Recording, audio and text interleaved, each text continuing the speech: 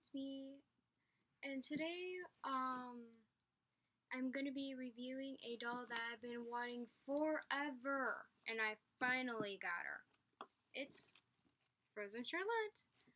Okay, I got Frozen Charlotte on the 21st of this month, and at a horror convention.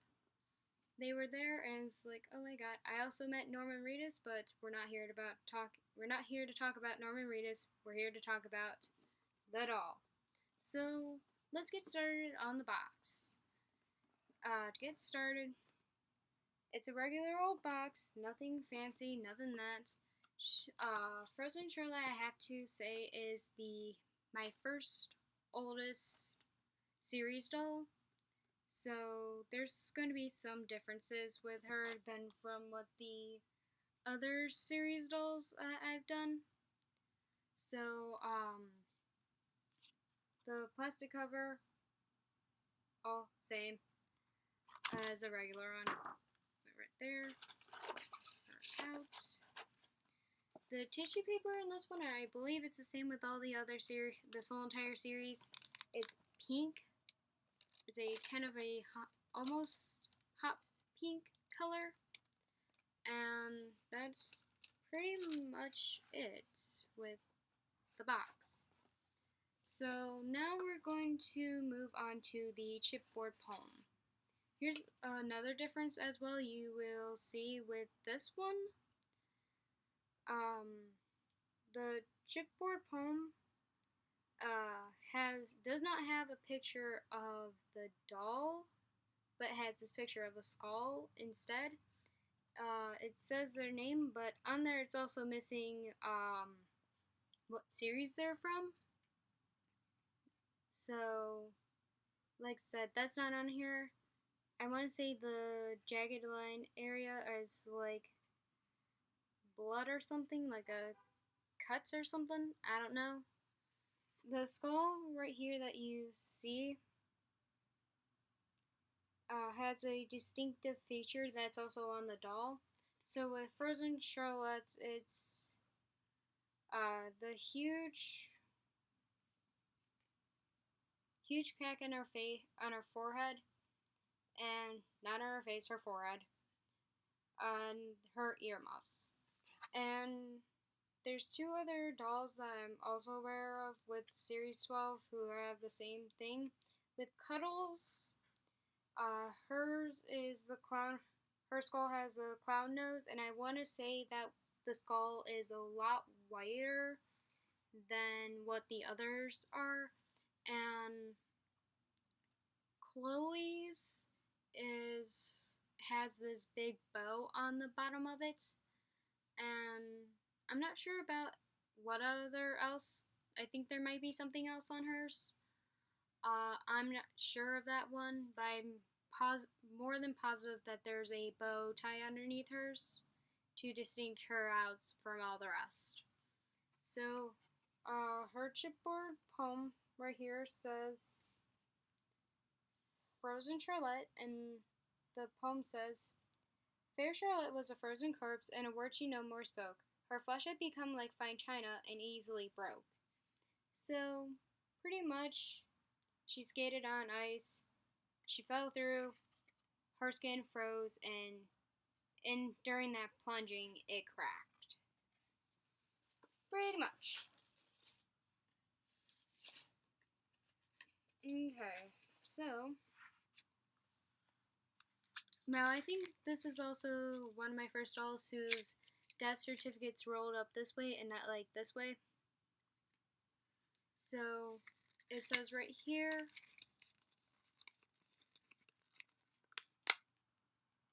death certificate.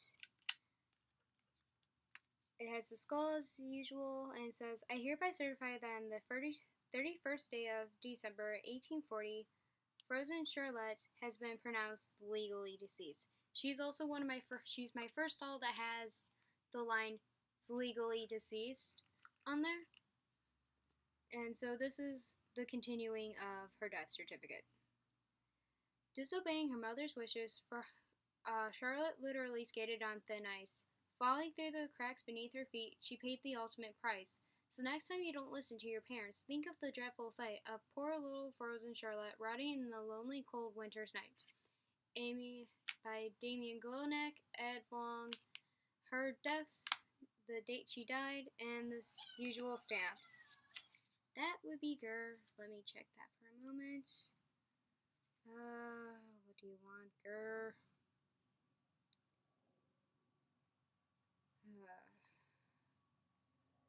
So,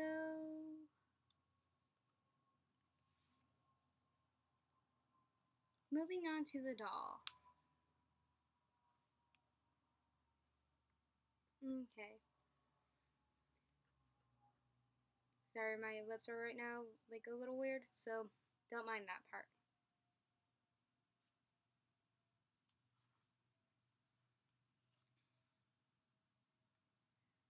Alright, friend, you've got to wait a little minute because I'm in the middle of a video.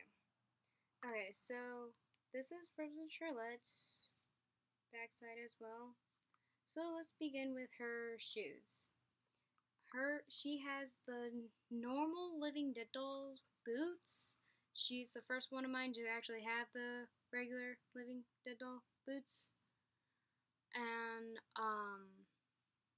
she has a little bit of a twist. She's an ice skater, so her boots are done up to hold her ice skating. And there's one thing similar with hers that's also with the doll No Hell. And she has the white fur trimmed on the side of her boots, and then the pink. She also has the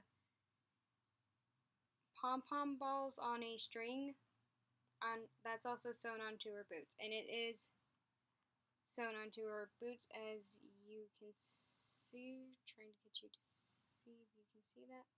There we go. It's sewn on, so it ain't coming off. So next, let's go to her dress. She has this powder blue coat dress with 5 buttons. I know it from what you see, it looks like 4, but if you lift this one, it shows up 2 more buttons, so there's a total of 10. They're not working buttons, so this dress, like most raincoat dresses, are Velcro. She has these fur-lined cuffs and same blue mittens. Now, for those of you out there who are wondering, okay, Frozen Charlotte has mittens, but does she have hands? The answer is yes, she does have hands. I am not going to be taking hers off to show you, but because they're a pain to get back on. But she does have hands, and her hands have basically like the hole in the center, as if you could hold something in her hand. So that's pretty much it. She does have hands, yes. She has this collar that poofs off to this side up like this, also like with the prototype, and it goes all the way around, tamed at the back. You can see right here as well in the back where it's easier to see. She has a fur-lined collar on the top, and then fur trimmed on the bottom as well.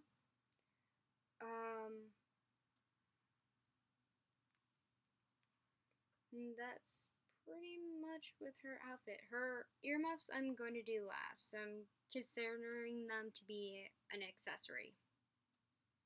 Okay, so let's get onto her face paint. She has these really dark blue eyes, and she has the same dark blue lips. And the one thing that you noticed on the skull and on her face is she has this humongous crack in her face, and She has two other cracks areas. This one on her, I want to say left leg. It could be right, but I'm thinking it's left leg. And then if you lift the side of her jacket, you can see right there on her neck area that's going up, and one of them's going right in front of her ear. So that's another thing that you see as well. And that's pretty much it. There's no cracks on her chest area. There's no cracks on her chest area or on her arms or on her hands. Just those three areas. So she didn't get cracked too much, I guess. The thing is, if you look really closely, you can see that there's a very, very light blue going on her legs. A bit easier to see on here than on the other one. On the prototype, it's a lot more noticeable than it is on here. I honestly don't know why.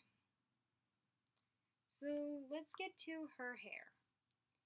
As you can see, she has her hair pulled back in a ponytail, and she has these bangs. Now on the prototype, she didn't have the bangs that poof out and look like they're like frozen, like if you touch them, they'll break off. She had a side sweep. And I don't know why they didn't do that with the releasing dolls. It's the same with the grandmother wolf. The grandma wolf, where the prototype, there ain't no single drip of blood on her. But when they released her to the public, it looks like she was in a massacre or something. So that's one thing I don't understand. But at least she has bangs, and so it's not that much of a problem for me. She has her hair pulled back in a mid, almost high ponytail.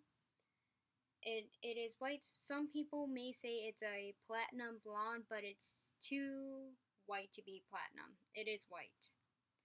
And her hair is thinly rooted, but normally that will annoy the living crap out of me. But there are exceptions to the rule with her. Because she has her hair pulled back, that's one thing. It doesn't bother me too much, because if it's super thick, they would have a really, really hard time pulling it back and making it really nice. Now, there are some things you might find. You'll find like a few strands of hair coming out, sticking out. You can just pull them out and put them back in like this, how I'm doing, and you can just adjust them like that. But you may have a 1-2 strands of hairs that are really curly and are really sticking out really way too much. So those ones you may have to snip off, but otherwise it's really good. And another exception to the rule of thinly rooted hair is when their hair is poofy and curly, like pixies and dahlias. All the resurrected and the original Dahlia, all their hairs were crazy poofy. And even Onyx, one of the newer series dolls, their hair is really poofy and curly, so they have an exception to that rule. So she is my second doll to have that. The first one was my Marion Crane doll, but really, there's no reason for hers to be thinly rooted. There was literally a bald spot on the top of her head. And that kind of annoys me. So that's just another thing.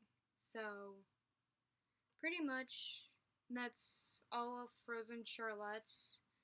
And here is her earmuffs, which I am considering to be her accessory.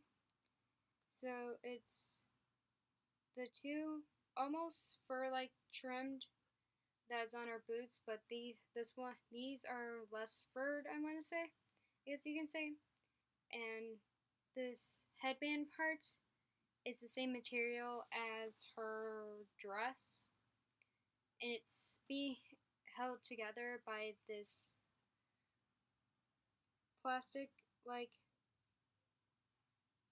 band, and this blue part, like Rain's crown, is adjustable to fit onto her head. So when you get the doll, chances are they're going to be putting her headband, her earmuffs, earmuffs on like this. Now it's fine, but with me, if I look at it, it looks like her earmuffs are actually like toppling onto her face and not onto her ears where they're supposed to be. So, like they like one side of them right now. I don't. One side right here, the earmuffs not even staying. So I found a way to get it to stay onto her head. And what I did, and if you're like me, this will definitely come in handy because it annoys me. It looks like it's on her face. So basically, what I did was I took my hand, kind of wiggled it kind of into the earmuffs, grabbed her hair, and pulled her ponytail inwards, well, outwards, and just slid her earmuffs upwards. And so now it looks like it is on her ears and not on her face, and it will stay. Shush, grr. Shush, grr. And so, that's pretty much what I suggest you do if you are like me and feel like, oh, her earmuffs are not on her ears. They're on her face. That's not what it's supposed to look like. That's what I suggest doing. I've heard with people with the veils, like with Tina Pink's, what they did was they took the veil and put it, the string, like the rubber band like thing, and put it in the back of her neck like this. So, that's what I've heard. So I suggest if you have one with the veil, I suggest doing the same thing with her. But all in all, she's a really, really great doll. Out of 5 stars, I give her 5 stars because she's an awesome doll. I really, really like her. She's awesome. I do suggest going out and getting her. Though she is a bit harder to find, and if you do find her, you better save up because just with meeting the creators, they were selling her for $200. So, like I said, if you're wanting to get her, I suggest saving up because she is not a cheap doll. She is a rare doll, not rare where it's like only 5 of her were made and distributed out the whole entire world. No, she's not that rare. But she is a rare doll. So, if you do find her, if you have the money, go ahead and buy her. She's worth it. Also, another thing, you might also get this join the club thing. It's just for Mezco. But yeah, pretty much that's Frozen Charlotte. She's a really awesome doll. Thank you for watching. Hope you like it. Comment, rate, subscribe, and yeah. Bye.